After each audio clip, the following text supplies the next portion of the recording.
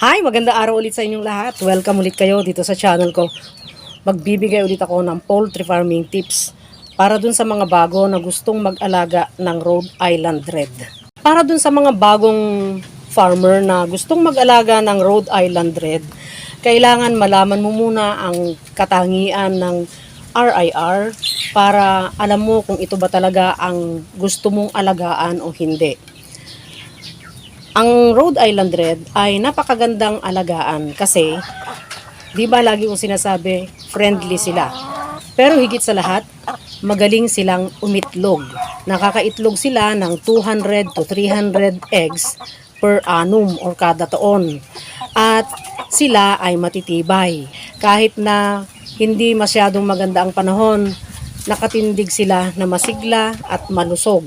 Pero nangyayari lang yan kung maganda ang pag-aalaga. Yung mga iba, ayaw nila ng RIR kasi ang sabi nila sipunin daw. Ang sabi nila mahina daw, madali raw kapitan ng sakit. Pero kung hindi kasi maganda ang pag-aalaga, doon kinakapitan ng sakit na mabilis ang alagang manok. Kahit na anong lahi yan, kay RIR man o kaya mga native o kaya yung mga layer na white breed, kung hindi maganda ang pag-aalaga, madaling kapitan ng sakit yan. Kaya kung maganda ang pag-aalaga, matitibay sila. Kaya ang RIR, maraming gustong mag-alaga. Kasi bukod doon sa matibay sila, friendly sila. Magaling silang umitlog. Dual purpose ang RIR. Pwedeng itlog, pwede ring karne. So, kung aalagaan mo sila na pangkarne, pwede naman, mas mahal nga lang ang presyo kaysa dun sa mga native chicken. Pero kung gusto mo naman itlog, pwede ka mag-produce ng maraming itlog. Yung tandang, madaling pakisamahan. Totoong agresibo sila, pero madali silang mapakisamahan. Ang RIR, ang kulay ng mata nila, red. Ang kulay din ng tuka nila, yung dark red.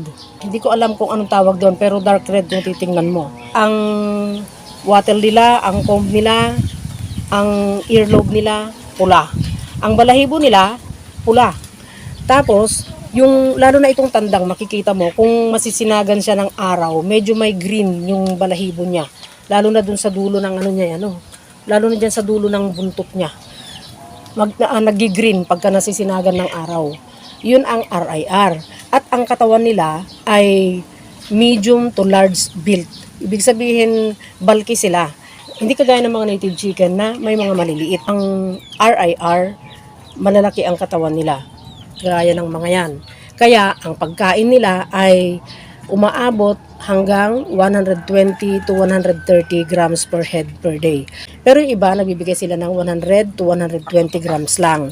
Pero kung kalakasan nilang mangitlog, pwede mo naman pagbigyan sila ng 130 grams per head per day. Kasi lalo na kung malamig ang panahon, kukulangin talaga yung 110 or 120 grams per head per day, lalo na kung maganda ang panahon. Pero kung mainit naman ang panahon, kahit anong pakain mo sa kanila, na ibibigay mo yung full na ration nila na gusto mong pakainin sila ng marami, ng 100 hanggang 120 grams per head per day or 130 grams per head per day, hindi nila yun mauubos. Hanggang 100 grams lang sila kung sobrang init ng panahon kagaya ngayon.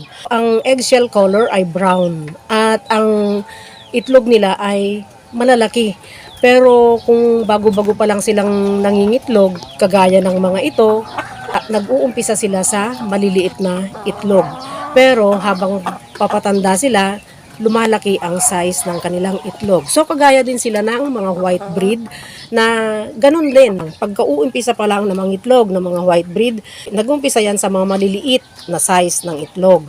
Hanggang lumalaki ang size nila. Na hanggang mawawala na rin yung maliliit na size. Pero kung meron pa kayong alam na tungkol sa RIR, yung mga viewer na lalo na nasanay sa RIR, pwede nyong i-contribute dito sa comment section. Hanggang dito na lang at sana huwag kalimutang mag-like, mag-subscribe at pakihit ang notification bell para sa susunod na mga videos ay ma-notify kayo. At salamat sa lahat ng mga sharer, yung mga nagko-comment, nagla-like, yung mga hindi nag-i-skip ng ads, Thank you, malaking tulong yon sa channel ko. At yung mga hindi pa nakaka-subscribe, sana mag-subscribe na kayo kasi marami kayong matututunan dito sa channel ko. Maliit pa lang itong channel ko at sana matulungan nyo ako na lumaki ang channel ko sa pamamagitan ng pag-share ninyo. Sana pagpalain tayong lahat araw-araw at panatilihing masaya, masigla at malusog ang ating mga alagang manok.